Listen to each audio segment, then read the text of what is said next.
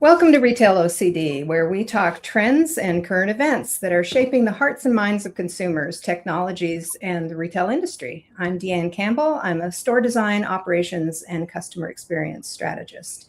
And today we're talking about, what are we talking about? I thought I wrote it down. Loyalty. We're talking about loyalty. I wrote it down and it disappeared. Okay, today we're talking. Here we go. Today we're talking about trends, the bifurcation of online and offline in the retail industry, and customer loyalty and discounting, and how AI is changing this core model, which is a really interesting subject because things are changing really quickly. And so I'm going to throw something out there. Everyone's talking about the death of physical retail. This is a narrative, of course, we all know is wrong. But I think the balance of power between online and offline is genuinely shifting in really interesting and surprising ways. So where is it? So I'll throw out the first question here. Online versus in-store. Who's actually winning? Sorry, go ahead. Well, I think it's Amazon, number one, right? The reality is, let's be honest, right? Amazon Prime is a loyalty program. People are saying it's a free shipping program. It's you get videos out of it. No, it's a loyalty program. Amazon basically kind of did the numbers here. And this goes back probably 20 years. And they keep on doing the same study. And they keep on coming up with the same result. Amazon can count, if you're not a member of Amazon Prime, the average number of orders a year that they can count on is 4. If you're an Amazon Prime member, the average number of orders is 27. You immediately made me think of Costco and their membership model. Right? It's a membership program just to let you in the front door, but at the end of the day, it's a loyalty program, right? Because you're paying, what is it, for executive member, it's like $180 or $190. For a basic member, you're still paying like $50. And people could say, well, that's your entrance fee. Like you're going to Disney World. Yeah, but the difference is you're paying that and you're more likely to continue buying. Now, as an executive member, there's additional capabilities or features of the program. You can get shop there an extra hour on Sundays, which is kind of nice, or the rest of the week, I think they do it. And then there's obviously the shipping options and stuff. So you get a lot of the products you can buy online on their e-commerce site can now be carried over. But we call it a membership program, but that's a loyalty program, right? It's a different style of loyalty because you're not accruing, other than on the executive membership side or on the credit card side, you get your percentages back. I think it's 2% on the executive membership program. But through and through, that's a loyalty program. The gatekeeper there, though, is you can't step foot in any of the facilities unless you're part of that loyalty program, right? And Costco people are exceptionally loyal. Now, you go to other types of businesses. Obviously, the airlines, loyalty programs, right? Like they've had that forever. They've kind of whittled that down, but that's been a huge part of it. Hotels and pretty much every travel thing out there. I think retail and consumer have kind of taken that book. A lot of consumer brands will offer loyalty programs, or you get, hey, you got 200 points for buying that T-shirt. What does that translate into? A lot of I have my local ice cream parlor. They offer a loyalty program, and so redeemable there. I will admit, from that standpoint, it doesn't really change how I operate. I'm certainly not going very often in the winter, so you're really talking about 3 months a year or 4 months a year. But, the vast majority of it is, I think people have turned these quote unquote loyalty programs and all the various incarnations of these loyalty programs into actual, okay, how do we wrap getting a person's email address and sending them lots of emails and lots of postal mail and lots of other ways of marketing to them and say, oh, well, you're part of our loyalty program. And I think that's sort of how people are now really treating it. We're trying to incentivize you to get whatever discounts you want, whatever, access you want, but we also want to market to you. We want to beat we want you to be extremely loyal, or what I was about to say is be living the snot out of you to get you into submission. So you just buy and buy more often. Right. But the reality is that every single one of those are a loyalty program. And if you go back in the days of the 1950s and 1960s, people loved shopping because they loved shopping. Now they have an expectation they're going to get more for shopping. Well, to speak, right? Like it's all that way. I'm old enough to have seen the customer trained at for the Macy's one-day sale. Every 30 days, I know I can get my new hair dryer at $10 instead of $20 or whatever it may be at the time. And I think ultimately, it comes down to, at some level, what's the experience once they get that, sure, everybody's hunting now for the best coupon or the best loyalty package for them. And as you said, it's a way to continue to pound them with marketing and get them into that with whatever it is that resonates with them. But it also makes me think of, as you said, in terms of inclusion into communities and clubs and elevation, like in the music industry. How many bands are doing elevated loyalty programs for advanced ticket sales or unique experiences? And that's a membership model. That's a membership model. That totally is. Well, I was shocked to see, I looked up a couple of stats. Last year, Americans spent $1.3 trillion, and I'm rounding, $1.3 trillion online. In store, they spent closer to 5.9, almost $6 trillion. So in-store shopping is outpacing online shopping by almost 80%. So clearly people are still craving the experience. And yet 86% of those shoppers started their research online, started their shopping journey online. They visit the retailer's website before going to the physical store. And a lot of those shoppers are Gen Zs. They're driving that desire for physical experience. They're driving a resurgence of physical malls. They're really craving that experience. It is the manifestation of a brand when you go to retail. Otherwise, It is ethereal. It's ephemeral, and to be able to go taste and touch, it's hyper. But I think that's also reshaping the loyalty programs too. Instead of having kind of a one size fits all. I mean, the traditional loyalty program model is you have tiers or levels. Everybody signs up. You get that card in the mail, for example. And you're a bronze, silver, gold level member, depending on how much you spend. And everybody at that level gets the same set of benefits or perks, whatever.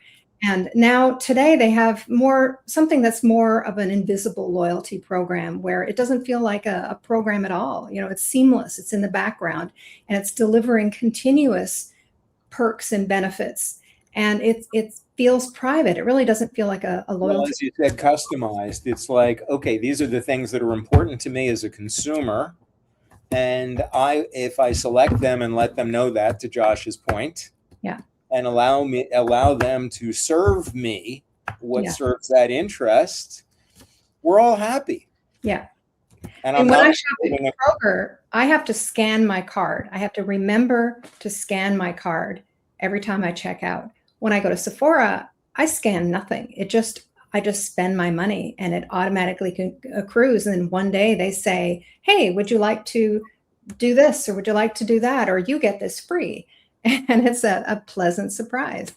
And Amazon Prime, right? So they have these Amazon Go or Fresh grocery stores. The whole thing they were selling you on was you being able to walk in, stick the thing right under your shirt and walk out. And how are they doing that? Well, they have to know who you are, right? Which is a loyalty program, right? It's an application of a loyalty program. It's a little creepy in some respects, but it is an actual loyalty program, right? And what you're talking about, Deanne, is incredibly important here. Like we've been selling this sort of whole tale going back to the 1960s or even earlier, going back to, I look at Pompeii as a perfect example, right? The idea of you walking into a store and having a credit, put it on my bill, right? Like that concept is inherently a loyalty program. It's not, you're not getting any perks for it other than the fact you get delayed billing. Yeah. But it's a big deal, right? And that goes back hundreds, if not thousands of years. And so, there's a whole Cheers episode about Norm, right? Put it on my tab. Great, awesome, here you go, right? But that's the cool thing about this. Now, I think the reality, though, and Barney brought it up, you have Gen Z. They want to go back to the store. They want to have that experience, right? Or Gen X and Gen Y, they just want the stuff in their hands, right? Like they have enough things going on in their lives. Right. But in Gen Z, they want to physically go back to the store, touch it, feel it, have that experience. Okay, so who gets them to do it, right? Are you going into a store just because, maybe for the higher luxury end brands? But in reality, are you really just going into the store because they gave you something? My sense is not the former. That's my sense. It's the latter, especially for Gen Z, where they're not, yes, they could say they really like Louis Vuitton and all those really high-end brands, but at the end of the day, they're not buying Louis Vuitton every single time they go to the mall. Yeah, and to your point, I spoke with somebody who sort of grew up through the Ralph Lauren world, and you go in, certainly on the higher end level, their own stores, there's not a whole lot of couponing going on there, shall we say. Right. And it is about the experience. It's about the discovery. It's about wanting to go into the store because you are so aligned with the brand, and your loyalty is paid back by getting to wear the product and looking like your, Ralph Lifshitz. Yeah. Well, and going in stores too, the in-store experience versus the online experience, it also depends on the product category too, because personal electronics, those have a huge predilection for being purchased online. 28% of consumers now are shifting to only buying home goods online, because it's so much easier to have a couch delivered to your home than going and arranging for delivery. I think only 62% of shoppers now buy groceries in the store, which is historic in terms of low numbers. So it depends on the category, on whether people are going to buy in store or online. So really, there is only one category now, and I think a retailer needs to treat their loyalty program as one channel crossing all boundaries. Agreed. It occurs to me, though, as we're talking about this and in the bifurcation and the ebbs and flows and the different demographics of consumer, is sustainability and the issue of that retailers are grappling with now in terms of returns. And I think Josh can probably speak to that in terms of management of or beginning to set limits or costs to consumers again for returning a product. Yeah, look, the other side of it is, I think people love returns, right? Apparel, especially apparel. It's right? A loyalty factor, right? Zappos is a preeminent brand or a retailer that's really considered a brand because they have this sort of, you can return your shoes for so long, right? You can have it's almost they don't do it, but they are talking about, hey, you can just go return it, right? You buy 15 different pairs of shoes and you return 14 pairs. That liberal return policy is not normal. Yeah. But a lot of businesses will be sunk or, sink or swim based on their returns, especially apparel and footwear.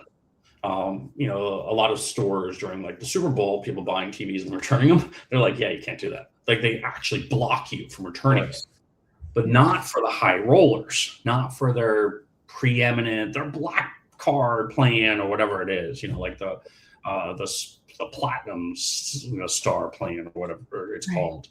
The concierge keys, the Delta, priorities. Those are the ones they call them a whale.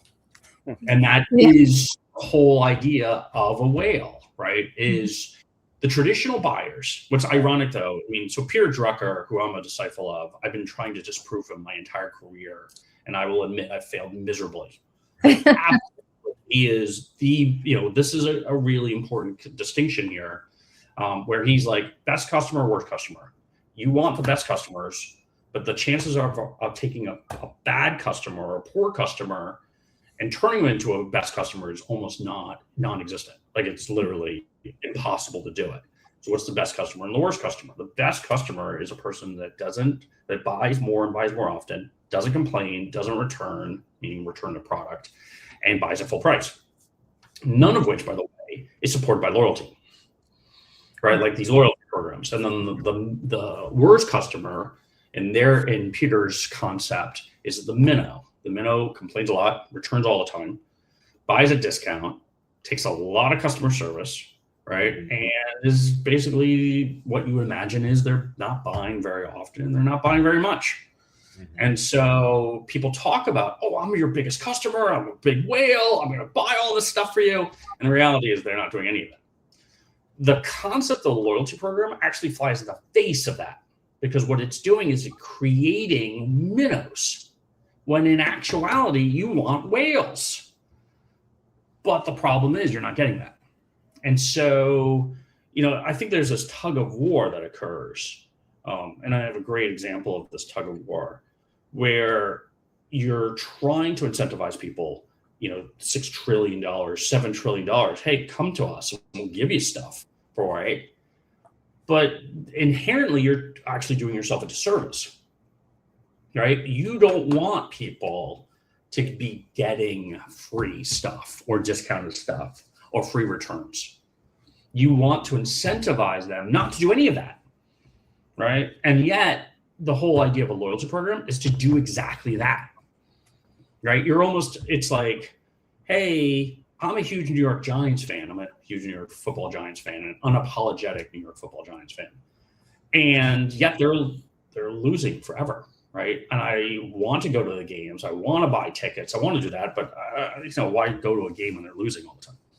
And so, but then they were like, oh, but you can get this, and you can get that. And look, you're going to celebrate your team and you're going to do all that. And I'm like, how about you put on a good product on the field and I'll show up? That's loyalty to a team, but that's not loyalty to getting a discount, right? I'm not getting any kind of discounts out of it, but I am loyal to the New York Giants, unfortunately, for my kids. And so that's part of that, right? And so that goes to, I think of Foot Locker as a perfect example. I used to just buy Foot Locker when the 30% coupon came out. That's all I did. When they had a 30% coupon that I got in the mail or I got via email, I went to Foot Locker and bought whatever product I did. And I would be the perfectly worst customer ever, right? I was loyal, but I was actually the worst customer because I was always buying only around that 30% coupon. I was a minnow, right? Even though you look at me and you're like, wait a minute, he's buying 4 times a year and he spends, X dollars on shoes above the threshold. I said, hey, I'm a huge customer of yours. And they're like, yeah, no, you're not. You're a terrible customer for us. We'd rather get 1 or 2 orders at full price than 5 orders at a discount. So what they did was it took them, basically they turned off the couponing. And it took them like 2 years to get people off that coupon, using coupons to buy stuff. And they lost me as a customer. But the reality is, to be fair, they didn't want me as a customer anyway. Yeah. They could get less customers and still be more profitable than if they had more customers at less profit. Yeah. And that's the whole point. So that's where loyalty programs, in a traditional sense, are actually flying in the face of how you're actually supposed to approach customer and customer types. Right. And that's really, it's pretty fundamental. If you look at like Ermenegildo Zegna, I think that's how you pronounce it. Ermenegildo Zegna. Zegna. I'm just going to go Zegna, right? Like Okay. You look at Burberry, you look at Gucci, you look at Louis Vuitton. They don't have loyalty programs. No. Right? Everything's full price. Everything. Even the sample sales. Well, yeah, and it makes me think of the term gift with purchase instead of discount. But I can't help but wonder if the new invisible loyalty program it's almost the opposite of how of the intent of that Peter Drucker system, because does it turn those minnows into whales? It's predictive. It's propensity.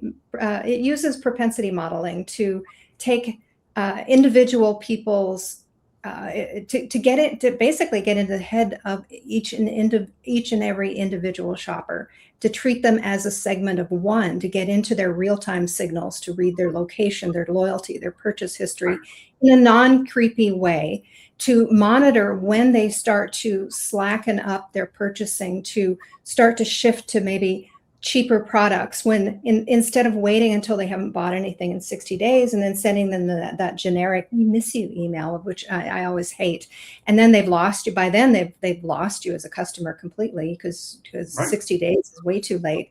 And so they're able to intervene before they lose you. And to a lot of companies, I think Sephora, Adidas, ASOS, they now put their discounts behind firewalls. I know they did during Black Friday last year. They only gave certain discounts, their best discounts, to their loyalty customers. The rest of the year, full price. And so they're rewarding, during very specific periods of time, those loyal, high-paying customers. And the rest of the time, they're expecting everyone to pay full price. So they're building up habit, because shopping is habit. It's a habit-based activity. So you need to instill that habit. So does that train, to your point, people to turn them from minnows into whales, and basically, or gradually weaning them off of reliance on coupons and rewarding them with periodic discounts, but not regular discounts that they come to expect? And I think that's, the reality is my sense is that's how people need to be trained, right? Like, if you're going to maximize the point of a loyalty program, you need to recognize that some cases, free returns, free shipping, points, free product, discounted product actually works against you. You can have a loyalty program in play where you don't necessarily have to do any of that. And the reality is, let's use Starbucks as a perfect example, right? Starbucks says, "Oh, we'll give you a free shot," but that coffee is still like $20.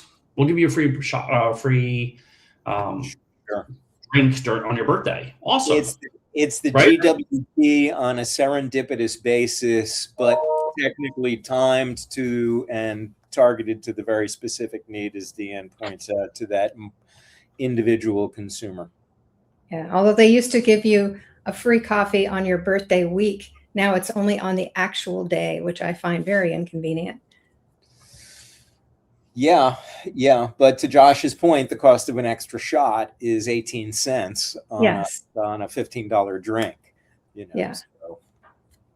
But why did they care whether I have it on the actual day of my birthday or 2 days later, as long as it's within the week of my birthday? That's my only complaint. But anyways, well, it's interesting what additional information they will learn from that firewalling or bandwidth narrowing. They're just forcing me to get out on my birthday, I guess. Well, and another thing that I'm finding that the new AI-driven loyalty programs are doing is adding another reciprocal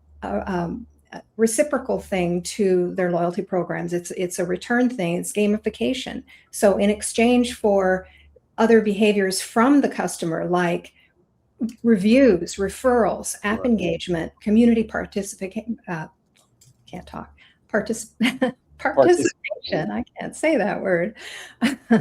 They're offering additional rewards in some manner because the company gets benefits from having great reviews and referrals. And so anything that's an adjacent connection or a community building or connection to another customer, it's a word of mouth kind of, it's another billboard for them. Yeah. But that is that's a new behavior. And I actually like that, because in the past, retailers have not rewarded customers for helping them out, for giving those reviews. Now, it's a two-edged sword, because is that great 5-star review purchased or is it genuine? And do they really tell the truth, or did they just say nice things because they wanted a free extra coffee? Right. And did Starbucks really care? Yeah. So, yeah. No such thing as bad press. No. Yeah. Keep going back to, as what Josh said, training or retraining the consumer and not getting them out of the rhythm of expectation that I know every Wednesday, on the third Wednesday, I'm going to be getting a coupon. Well, look at Dick's Sporting Goods, right? You spend a certain amount, you automatically get $10 off your order. But there's a catch. First, that coupon or that $10 discount expires 60 days. That's all it is. You get 60 days. If you don't use it, you lose it. It's a use or lose it policy. The second piece is that can be used anywhere, online or offline, but you don't get it back. If you return it, you don't get it back. You get to ask, and sometimes they'll do something for you. But it's also, you have to use a minimum of $10, right? Like you can get something for free, but you have to spend $10 right off the bat. Like there is no, I'm going to take $3 home with me. No. It's not. There's no cash value. Right. It works for Dick's, but the whole idea of it gets you in the door, right? Mm-hmm. It physically gets you in the door, online or off. It gets you in the door. Yeah. And the chances are you're going to spend more than $10, right? Like that is a reasonable thing for them to do. Yeah. Right. That's number one. That's a perfect example of one where they are leveraging the idea of stars, spend, or whatever to essentially incentivize you to go buy more and buy more often. And it's an endless cycle, right? And you're like, oh, by the way, you're now Dick's Gold. Great. Awesome. Here's another $10, right? Like it's sort of like, but you have to hit those thresholds. Yeah. That's number one. That's one of the better examples where they've sort of incentivized you. Yeah. They're essentially saying, oh, you can get free shipping. Great. You get free shipping anyway. Right. Like free returns. Great. You get free returns anyway, right? You just walk into a store and it's free. So, but the idea is to get you in the store. Their whole model is to get you in the store, right? They're not really built. They are built for web and they do plenty of that. But the idea is to get you physically. If you walk in that store, you spend more money. Well, that's interesting to me because I have a question for you about that. Because like Dick's or the old Bed Bath & Beyond coupons that you would get to, as you said, just activate you to go online to get your 10% for whatever you think you might need, and then you buy something else, and you're still getting 10% as long as you spend a certain amount or you go in store. But every time I would go in with an expired coupon, they would just say, okay, no, it's fine. We'll give you the % off. So where is the limitation or control on that? Or does it really matter, Josh? Because it just gets them in the store. Right. I guess you're saying it doesn't matter because it just gets them in the store. At least for Bed Bath & Beyond, that was the metric for them. Yeah. Well, and this is actually working. I think that this type of AI-driven loyalty programming it's been around long enough that there's data out there. Organizations that have implemented this have reported churn rates of 30% less than their traditional programs, and they've actually increased customer lifetime value up to 50% for the customers that are engaging with these programs. So there's a real business case for implementing these kinds of things because it's really it changes the program from, instead of being about how much the coupons are, how much value you're adding to the customer in terms of money. It's about when and to whom you're sending these things and making them relevant instead of just pure dollars. And so I think that makes the customer feel seen, and it makes them feel like you get them. And that really has a lot more value than money in terms of creating loyalty and stickiness. Right. And then there's also location-based couponing, mobile couponing, when you're walking by the front of a store and they're able to market to you directly, or being in store and couponing as you're in a particular location of the store. Should you be open to that and be notified of a non-shelf opportunity that's new, fresh, timely, expiring, whatever the case may be. Yeah. I think there's all sorts of great opportunities to be creative in it and focused on the individual. Do you think Yeah. many companies? Oh, sorry. Go ahead. No, please continue. No, I just wondered if you thought many companies have started to implement this already. How many companies do you think are actually getting this right now? Is this at the very beginning of the uncanny valley, or is it making progress? Do you think? It's a really good question, Deanne. I think the problem we all have with this is that what is considered right? Like, what's your definition of a good loyalty program or a good, engagement platform, which is really what a loyalty program is, right? Mm-hmm. Like, it's also, in a lot of cases, loyalty programs become desperation programs, right? And you can say, for me who likes a Dick's, I could show you probably, others who will say, oh, Dick's is terrible. Here's why. And they're right. And I'm right. So it's also, in a lot of cases, beauty is in the eyes of the beholder. So it comes down to something even more fundamental. What is your ultimate goal? Right? And that's ultimately what it comes down to. So from my view, right, something very simple here is that what are you ultimately trying to do? What are you ultimately trying to achieve with, for lack of a better word, your loyalty program? Yeah. And then you go from there. Well, let's get a quick question about that. So you're talking about meeting the customer where they are, understanding them, serving them what they need when they need it. And on one side, we've got agentic shopping going on, right? So don't we now also have to almost immediately, if not at the same time, integrate agentic loyalty? It's a really good question, right? Like, it's also, like, agentic kind of changes things in a big way, if you think about it. Because what agentic does is it used to be you would shop as you were shopping. You'd be like, oh, where do I have programs, right? Like, where do I have all that?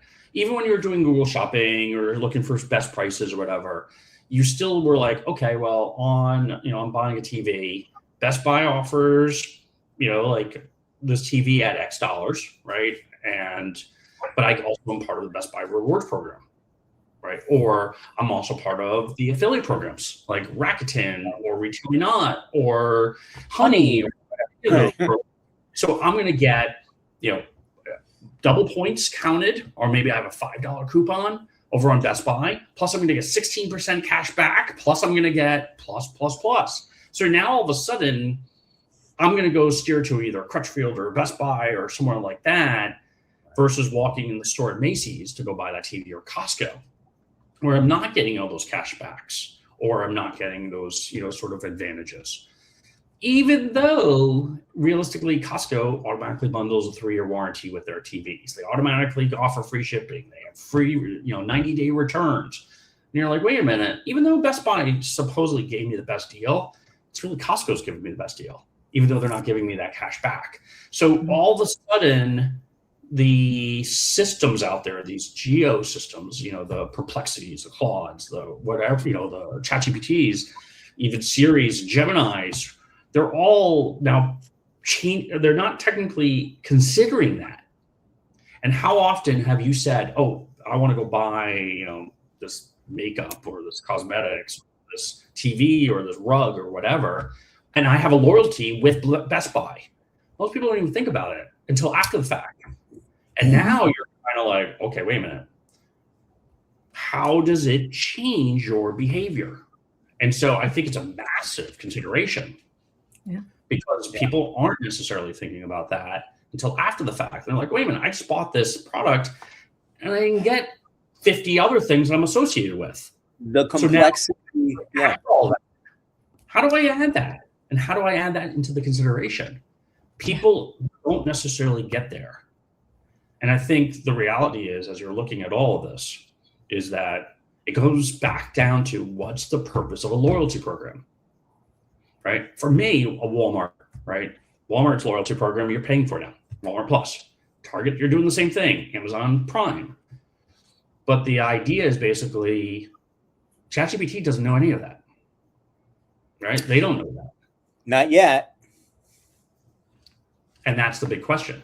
So I was finishing, I was doing a building out a media room, in our house. And here I am buying all the various different products and stuff. And it remembers, hey, by the way, like we're asking, can you plan for a couch? Can you plan for, like what kind of a power conditioner should I put into the thing? What kind of, I have a Sonos system, so I'm putting in Sonos amps. How many of those do I need? Like, can I move my DVR that's in the basement and move it up? What size TV can I get? Like we're asking these questions, and I'm laying out the whole room. So I laid out the whole room. We were putting in a staircase, and I was like, do I put in black handles, black spindles, white? What matches the floor? And I literally laid out what the staircase should look like. Wow. Before it's even installed.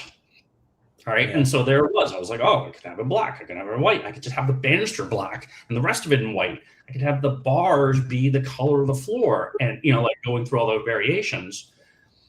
ChatGPT remembers it, and they continue to remember it. Like they keep on making recommendations based on what it was. Hey, this will look really well put in your media room. I'm like, yeah, it's not going in my house. But that goes to that question. And I think, Deanne, you brought this up before. It starts to remember when you're doing research. It starts to remember. Let's go back to this loyalty program concept. I say I have a loyalty program with Best Buy. I didn't mention Costco. It's now just recommending Best Buy day and night. It says, oh, the best price out there is on Newegg. But by the way, you have a loyalty program with Best Buy, and there's an American Express coupon with Best Buy. So therefore, you're going to buy it from Best Buy. It's fantastic steering. Yeah. But it's counterproductive steering. Yeah. Well, and what happens when ads start to show up too? That's what I'm kind of wondering, because they're planned for ChatGPT. There was a really big business for a company called Daily Candy, which was ultimately bought by Comcast. I remember. Daily Candy was advertorials, right? A lot of people, me included, thought it was editorials, but they weren't. You were paying for the slots. Mm-hmm. ChatGPT could be doing that, and we wouldn't even know it. Yeah. And how do you regulate that? Well, and that goes to any information that you're looking for an answer to a question, and how is there some pre-existing bias to the algorithm as it relates to history and truth. And so to get ready to wrap up my part, because I've got a call in a minute, human to human and COD. I want handshakes and COD. No, I believe in all this technology, but, trust but verify, that's. So here's a fun one for you, and I'm going to leave before we wrap up. I built a loyalty program with a friend of mine. We actually just a startup, but we really focused the loyalty program on mom and pop businesses. So hot dog carts and sole proprietor restaurants, dry cleaners, and food carts. We were mostly targeting college campuses, and we ultimately sold the business, but we were targeting basically getting this transient population to stay loyal to that Chinese food cart versus that other Chinese food cart, right? Or that dry cleaner, because the reality is you live and die over the course of a 9-month, school year. And so if you don't have that loyalty, you're not going back, and you're more likely not going where your friends are going. So if you can build that loyalty around it, at the end of the day, it became huge for these businesses. And so from my view, that is exactly the type of thing that we're talking about now, which is really loyalty programs, or at least from my view in 2009, when we had built this company, was for it to be really built around getting to a captive audience. Mm-hmm. Now, with the advent of obviously AI and those recommendation engines, is the captive audience have to be retrained. we've talked a lot about this various, the various aspects of this, and we're not going to answer the question today. We're not going to answer the question a year from now. This is going to take a while, right? It is going to be the idea of loyalty. Is it back to where it was in the 1980s, or is it back to, is it where we need to make sure that a loyal customer fits a specific box? And then the question is, what's that box? And how long is it going to take for us to figure out the box? Yeah. Well, I think really quickly, that's a great question. And I think it is trainable because it touches on the fact that OpenAI just killed their instant checkout feature inside of ChatGPT. They were working with Shopify and Etsy, and they thought, well, people are already searching. 90% of people, they were saying, that were within Shopify and Etsy were using ChatGPT to do research. That's from a stat from a little bit of a vague source, but that was Amazon, Shopify, and eBay combined were providing that stat. And so they thought it's a kind of a no-brainer to take it and add on that last purchasing feature into that. What they didn't take into account was that purchasing is emotional, purchasing is trust-based. They didn't have either of those two things going for them. But the fact that they did have the first piece of it, which is relatively new behavior, they built up the search piece in an incredibly short time. That's now a habit. That's a new habit that customers have learned. Sure. And so it does speak to the fact that it is trainable. And I think with loyalty as well, customers are engaging at record rates, and they are allowing companies to send them these well, they are participating at record rates. Target just had a huge 50% year over year increase in participation in their Circle program. That's Target. Their numbers, their sales numbers are crap. I won't say the S word on the air, but they're crap, but their loyalty engagement is significant. Yeah. And so it just shows there's still interest from people in their programs. So yes, they are trainable, but they have to get everything else working around the company. If a company can get everything else working right, I think the loyalty piece is trainable, is workable, and can be made to be very successful. Absolutely. Agreed. Thank you. This has been a great conversation. I look forward to the next one. I think we have somebody who's pretty close to this space joining us next week. So yes, we're going to have Carl Capizzi from Rakuten. Great. Yes. Yes. Thank you all. Got to run. All right. Bye. Talk soon. Bye.